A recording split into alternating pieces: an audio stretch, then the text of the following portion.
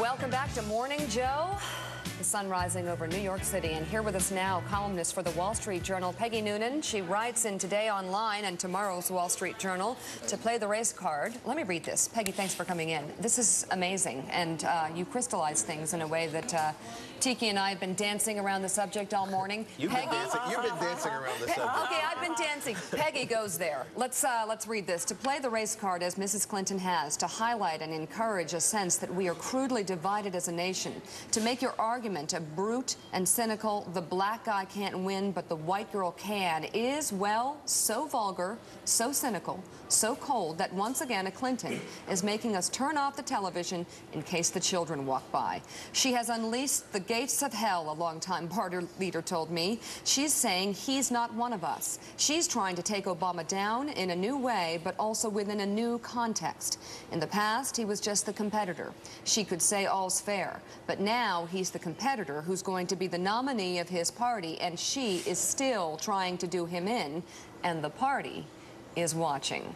So is that how you see it? Is this at this point about the party and about the damage that Hillary Clinton might be doing to Barack Obama and then ultimately to the Democrats in November? Yes. I think the real problem here is for the Democratic Party. The party itself has sort of lost control of what is happening in the battle between Mrs. Clinton and Mr. Obama. And I think Mrs. Clinton crossed a serious line in the USA Today newspaper yesterday when it came out.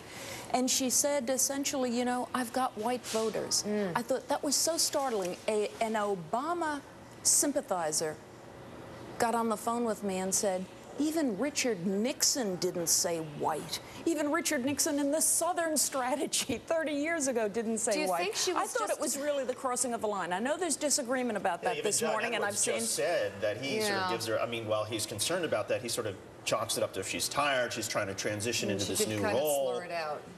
Well, if she was tired and she's trying to transition into a new role, perhaps she could elaborate upon her gaffe. You know, how about that? Yeah. We have Pat Buchanan in Washington, and we've been talking about whether or not Hillary should stay in and sort of analyzing the different options here. No advice here. We love her in the race. Pat, do you want to chime in? You know, perhaps Hillary should not have been the one to say it, but we have said on this channel here constantly every Tuesday night, where the Catholics are gone, where the evangelicals are gone, the Mormons, can Romney do well here, and African Americans are 90% plus here. And she came out and said something and said, in effect, look, I get the majority of white votes, and he does not seem to be able to break into my votes. And as a political analysis, she is dead on thus far. Barack has the McGovern, Jesse Jackson, those two wings of the party, and he's got to get the Humphrey Scoop Jackson wing, or he doesn't win the election. Now, maybe we ought to be saying that on TV, and maybe she shouldn't ought to said it, but there is no doubt about the truth of it in November. Pat, how about this? Good morning to you. Look, it's one thing. Good morning, Pat, my old friend. He was my boss in the Reagan White House. Look, Pat, it's one thing when big mouths, bloviators, columnists, newspaper reporters say, hey, we're taking a look at the polling on the latest election. We can tell you who voted this way, who voted that way. It is very much another thing when a candidate herself or himself comes forward and says, I got the blacks, you know. I got the whites, you know. I got the Latinos. Wow. It's vulgar. It is unhelpful. It is implicitly encouraging of divisions. It startled the heck out of me. And I must say to you, Pat, you worked for Mr. Reagan. Before that, you worked for Mr. Nixon. Would he have said anything like that? Anything like what Mrs. Clinton said to USA Today?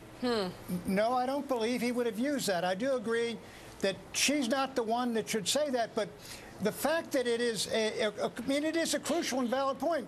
Look, my column this morning, Gene Robinson's, everybody is talking about this. Krugman, I don't know if he used the quote, he is talking about the white vote and how he is not getting it. Are the reasons racial, cultural, social?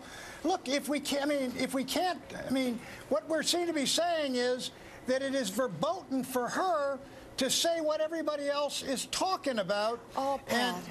And maybe she shouldn't have said it, but I mean, Pat, it's frankly, it is verboten for a true. great leader of a great nation to speak of the nation in such slice and dice, tear them up kind of way. That's not how you keep everybody together. A great future leader says, this is our nation. We are one nation. We will go forward together on these principles and on these programs. But you know as I do, You know, Peggy, you don't say, I got the Irish. It's vulgar. But look, Jack Kennedy, what did Jack Kennedy didn't talk? I mean, he went up there in that Catholic community, the calls to Dr. King, all of these things. This is reality, Peggy. And just like in a debate, at the end of a great debate, what do? You divide the House. And it is not until the nominee is selected and chosen that you unite the party, and then you divide the nation, and you hope to get the larger slice. Pat, That you is don't what do that. national elections are about. You hire vulgar people with BlackBerries to do that for you. You don't do that because you're going to be the leader of a great nation. You don't tear it into pieces. But to win it, you have to get your core constituencies what you can get. Every Republican knows that no matter what we've done since Goldwater, we barely get more than 10% of the African-American vote. We've worked on it and worked on it and worked on it. So you go after those Democrats as a Republican, you can win. They happened to vote for Dick Daley in those days, Frank Rizzo, and frankly, George Corley Wallace. Those are the Democrats you can win.